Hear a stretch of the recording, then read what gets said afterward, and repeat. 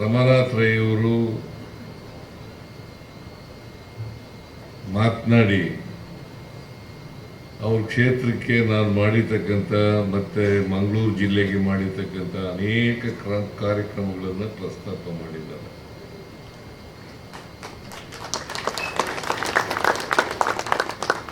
ಎರಡು 2013ರಿಂದ 2018ರವರೆಗೆ ನಾನು ಮುಖ್ಯಮಂತ್ರಿ ಆಗಿದ್ದೆ.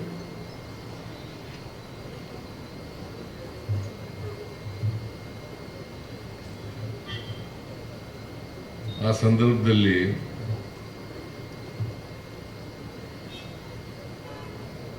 ನಮ್ಮ ಸರ್ಕಾರ ಯಾವತ್ತೂ ಕೂಡ ಹಣಕಾಸಿನ ಮುಗ್ಗಟ್ಟನ್ನು ಎದುರಿಸಿರಲಿಲ್ಲ. ಈಗಲೂ ಕೂಡ ಎದುರಿಸಲ್ಲ. ಅದು 2013ರಿಂದ 2018 ರಮಾನಾಥ್ ರೈ ಅವರು ಕೂಡ ಮಂತ್ರಿಯಾಗಿದ್ದರು ನನ್ನ ಸಂಪುಟದಲ್ಲಿ. ಅವರು ಆ ಕಾಲವನ್ನು ಸುವರ್ಣ ಯುಗ ಅಂತೇಳಿ ಕರೆದಿದ್ದಾರೆ.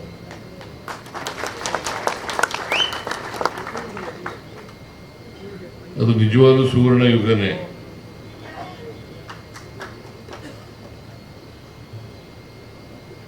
ಅವರ ಕ್ಷೇತ್ರಕ್ಕೆ ರಮಾನಾಥ್ ರೈ ಅವರು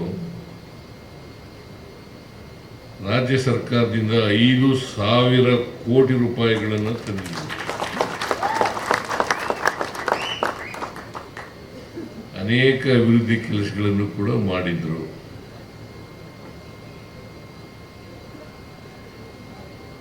ಆದರೂ ಸೋತರು ಅಂತಕ್ಕಂಥದ್ದೇ ಬಹಳ ನೋವಿನ ಸಂಗತಿ ಅಂತಕ್ಕಂಥ ಮಾತುಗಳನ್ನು ಹೇಳಲಿಕ್ಕೆ ಬಯಸ್ತಾ ಇದ್ದಾರೆ.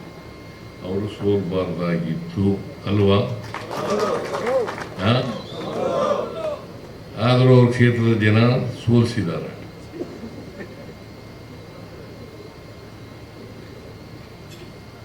ಸೋಲಿಸಿದ್ದು ನನ್ನ ಪ್ರಕಾರ ನ್ಯಾಯ ಅಲ್ಲ ಅಂತೇಳಿ ನಾನು ಅನ್ಕೊಂಡಿದ್ದೀನಿ.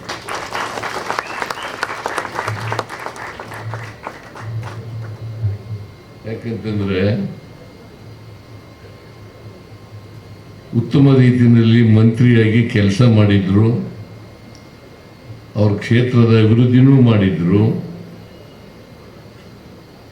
ರಾಜ್ಯ ಸರ್ಕಾರದಿಂದ ಅನುದಾನವನ್ನೂ ಕೂಡ ತಂದಿದ್ರು. ಆದರೂ ಕೂಡ ಸೋತರು ಅಂತಕ್ಕಂಥದ್ದು ನೋವಿನ ಸಂಗತಿ ಅಲ್ವಾ?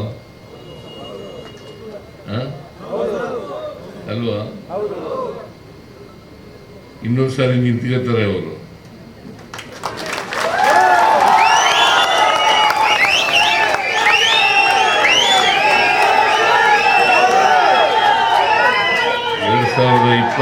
ಗೆ ಮತ್ತೆ ಅಭ್ಯರ್ಥಿ ಆಗ್ತಾರೆ.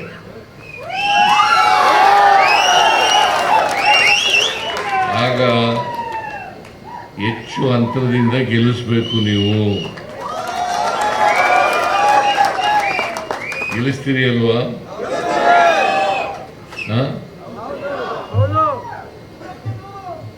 ಬಹಳ ಪ್ರಾಮಾಣಿಕ ಮಂತ್ರಿಗಳಲ್ಲಿ, ನಮ್ಮ ಮಂತ್ರಿಮಂಡಲದಲ್ಲಿ ಇದ್ದಂಥ ಮಂತ್ರಿಗಳಲ್ಲಿ ರಮಾನಾಥ್ ರೈ ಕೂಡ ಒಬ್ರು ಅಂತಕ್ಕಂಥ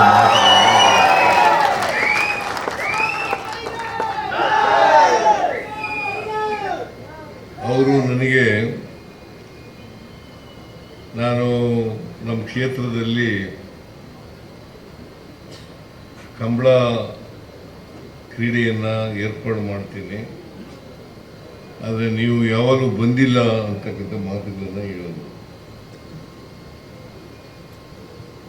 ಈ ಸಾರಿ ಬಂದೇ ಬರ್ತೀನಿ ಅಂತ ಹೇಳಿದ್ದೆ.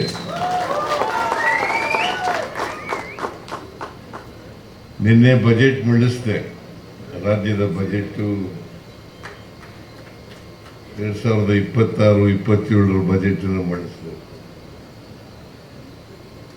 ನಾನು ಬರಕ್ಕಾಗುತ್ತೋ ಇಲ್ವೋ ಅಂತೇಳಿ ಅನುಮಾನವನ್ನ ವ್ಯಕ್ತ ಮಾಡಿದ್ದೆ.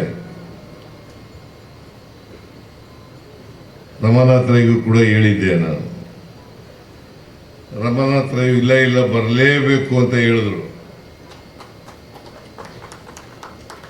ನಾನು ನನ್ನ ಕ್ಷೇತ್ರದ ಒಂದು ಕಾರ್ಯಕ್ರಮ ಇತ್ತು, ಹೆಗಡದೇವನಕೋಟೆ ತಾಲೂಕಿನಲ್ಲಿ ಒಂದು ಕಾರ್ಯಕ್ರಮ ಇತ್ತು, ಅದು ಮುಗಿಸಿ ಇಲ್ಲಿ ಬಂದಿದ್ದೀವಿ. ಮತ್ತೆ ಬೆಂಗಳೂರಿಗೆ ಹೋಗ್ಬೇಕು. ಅದರಿಂದ ಹೆಚ್ಚು ಮಾತನಾಡ್ತಕ್ಕಂಥ ಅಗತ್ಯ ಇಲ್ಲ ಅಲ್ಲ. ಯಾಕಂತಂದ್ರೆ ಹೆಚ್ಚು ಮಾತನಾಡ್ತಕ್ಕಂಥ ವೇದಿಕೆನೂ ಅಲ್ಲ ಇದು, ಅಲ್ವಾ? ಈ ಬಂಟ್ವಾಳ ಕಂಬಳ